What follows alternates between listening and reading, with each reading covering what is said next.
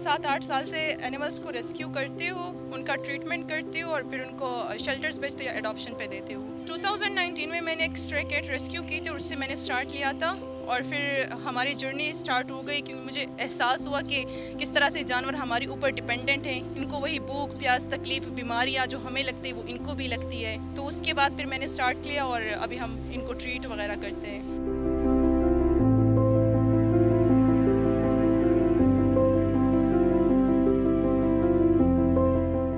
ज़्यादातर तो हम जो स्टूडेंट्स हैं, मैं ख़ुद करती हूँ पॉकेट मनी से, फिर हम जॉब्स करते थे उससे इकट्ठे करते थे, फिर हमने एक कम्युनिटी बनाई तो हम स्टूडेंट्स इकट्ठे करते थे पैसे।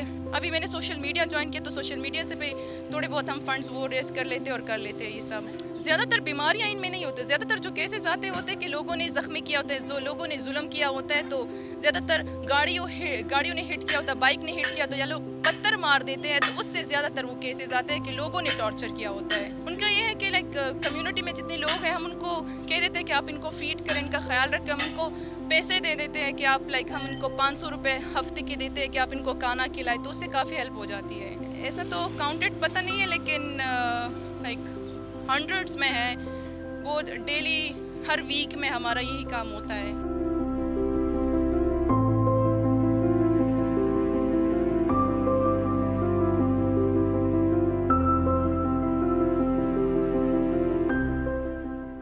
अक्सर लोग बहुत अजीब रिस्पांस देते हैं लेकिन बहुत दफ़ा बहुत पॉजिटिव रिस्पांस भी आता है। लाइक अभी हम आज याद दी तो सारे लोग इकट्ठे हुए, उन्होंने देखा कि हम किस तरह से इनका ख्याल रख रहे हैं, इनको रेस्क्यू कर रहे हैं, तो लोग भी अवेयर हो जाते हैं। स्टार्टिंग में तो बहुत सपोर्ट नहीं था, बिल्कुल भी नहीं था, लेकिन अभी काफ़ी हद तक सपोर्ट मिल रहा है।